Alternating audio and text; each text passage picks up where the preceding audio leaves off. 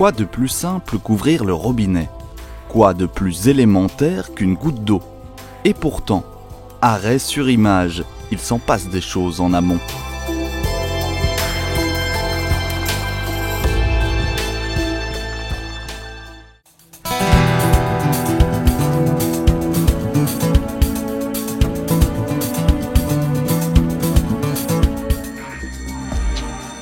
La ville de Moucron est alimentée en eau potable par son château d'eau.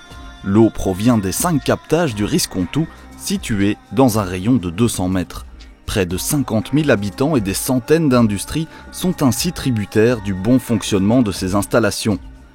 Le centre de production du Riscontou est essentiellement constitué de 5 puits forés à grande profondeur, de 2 réservoirs en béton d'une capacité de 3250 mètres cubes chacun, d'un bâtiment pour les équipements de filtration, d'un château d'eau d'une capacité de 900 mètres cubes, d'une zone de pompage haute pression destinée à alimenter le réservoir de ce château d'eau en eau potable. En bref, l'eau brute prélevée dans la nappe aquifère transite dans un réservoir d'eau brute ventilé naturellement, passe ensuite par les filtres à sable pour être acheminée dans le réservoir d'eau potable en ayant subi une chloration, est envoyée vers le château d'eau par l'intermédiaire de pompes et, par gravitation, est distribuée au réseau de Moucron via une conduite d'adduction.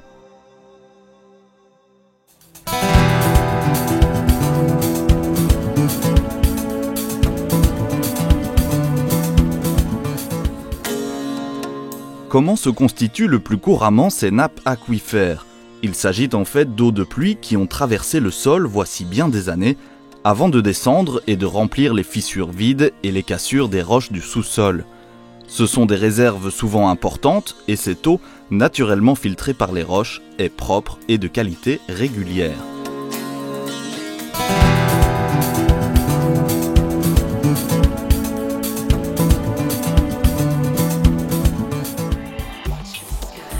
La recherche de ces nappes aquifères nécessite une étude hydrogéologique approfondie. Si on analyse une coupe géologique locale, on s'aperçoit que le territoire de Moucron surplombe la nappe du calcaire carbonifère, soit de haut en bas, une couche d'argile dont l'épaisseur varie, diverses couches de craie, et le massif du calcaire carbonifère où se loge la nappe aquifère. Cette structure du sol avec de l'argile imperméable particulière à la région constitue une protection très efficace contre les pollutions pouvant apparaître en surface.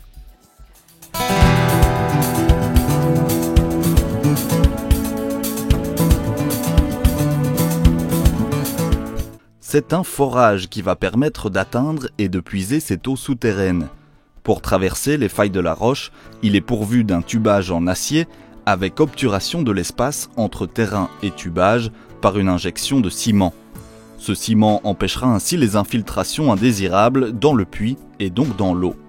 Pour ramener en surface l'eau qui se trouve à plus de 128 mètres de profondeur, une pompe est descendue par des colonnes en acier inoxydable mises bout à bout. L'eau issue de ces formations calcaires profondes bénéficie d'une remarquable stabilité. La dissolution naturelle des roches traversées assure une eau dure. Elle ne contient pratiquement pas de nitrate et peu d'azote ammoniacal. Sa qualité bactériologique est irréprochable. Sa teneur en matière organique est faible. Seul inconvénient majeur, sa teneur en fer. Cet excédent de fer va donc devoir être traité et éliminé.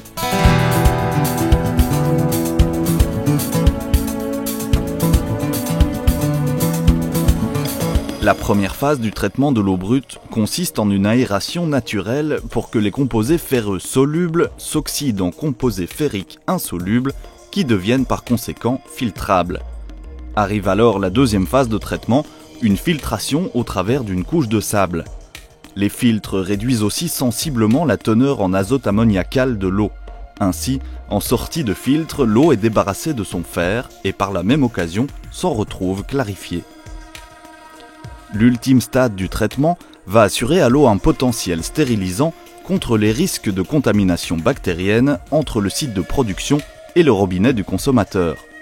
Ce traitement est réalisé par l'adjonction, en quantité minimale nécessaire à la désinfection, d'hypochlorite de sodium, Ces doses sont sans danger pour la santé. La concentration en chlore est contrôlée en continu.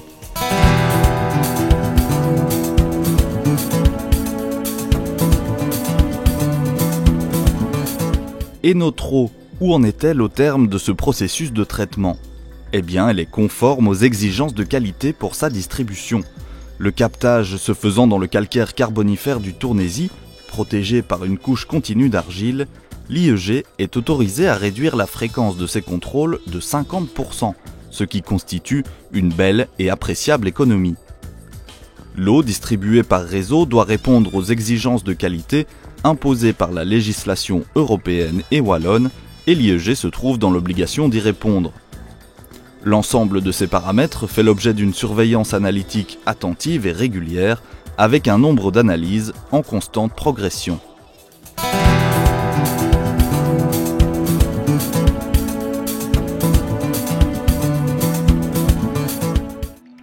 Comprenez bien qu'un trésor comme cette eau doit être précieusement stocké avant distribution.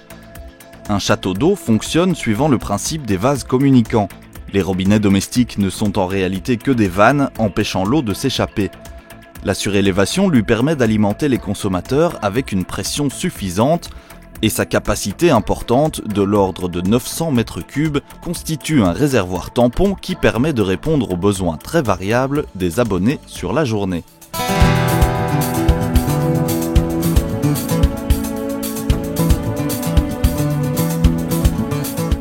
Toutes les phases de production et d'adduction, forage, traitement et pompage dans le réseau sont gérées par des équipements électromécaniques. Un programme de surveillance contrôle 24 heures sur 24 le bon déroulement du remplissage des réservoirs et du traitement de l'eau.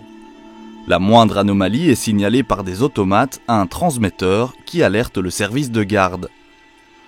Le site de production de Moucron alimente ainsi en eau de qualité l'entité de Moucron et le château d'eau de Menin.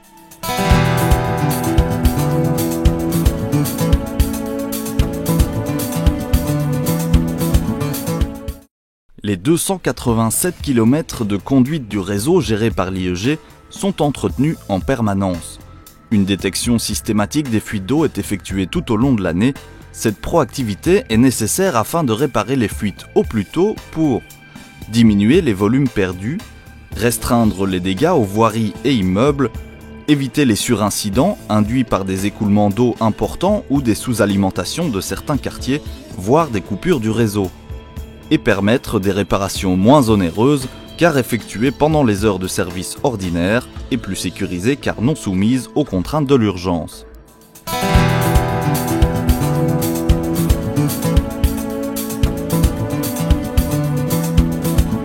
La recherche des fuites d'eau passe par l'enregistrement et l'analyse des volumes d'eau introduits pour l'ensemble du réseau ainsi que quartier par quartier.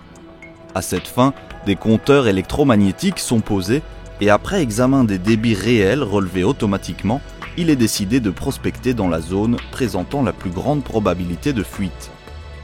La connaissance du type de canalisation, des années de pause et donc de leur vétusté, de leur positionnement dans le sous-sol, ainsi que du nombre et de l'importance des raccordements particuliers et industriels est également nécessaire à une prospection optimale. Enfin, la recherche et le positionnement des fuites par corrélation acoustique consiste à mesurer électroniquement les points de fuite.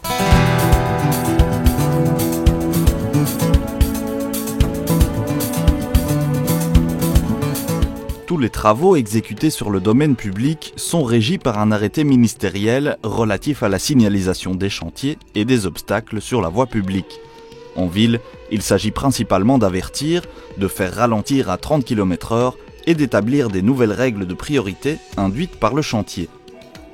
Pour les piétons et les cyclistes, il s'agit de les envoyer vers des passages sécurisés où ni le trafic ni le chantier ne peuvent les affecter. Pour les ouvriers œuvrant sur le chantier, le but recherché est à la fois de les isoler dans une zone sécurisée hors trafic et de prévoir les allées et venues des véhicules devant accéder au chantier. Le personnel mettant en place la signalisation doit être protégé. Outre le port des équipements de protection individuels réglementaires, le montage doit se faire de l'amont vers l'aval.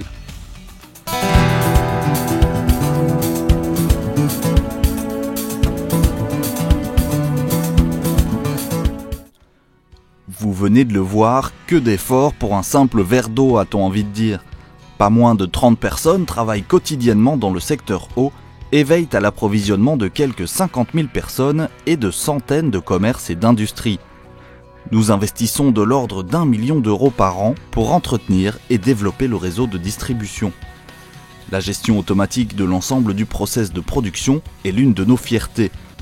Un service de garde 24 heures sur 24 et 7 jours sur 7, tant en production qu'en distribution, assure une intervention efficace et rapide en cas d'incident dans le process de production, sur les canalisations du réseau ou chez le client. Malgré tout, nous avons l'un des prix de l'eau les plus faibles de Wallonie, tout en maintenant une grande qualité dans l'eau distribuée. Notre but principal est de garantir aux Moucronois le meilleur service ainsi que de maintenir la meilleure qualité de potabilité au prix le plus bas. Ainsi, nous veillons à éviter les gaspillages de cette précieuse ressource par une remise en question régulière des procédures et par une surveillance constante des consommations et la mise en place de campagnes de recherche de fuite. Nous avons à cœur de mettre notre maîtrise technique au service de nos objectifs. L'eau, c'est un trésor, une denrée rare qu'il faut préserver pour garantir l'accès à une eau de qualité aux générations futures.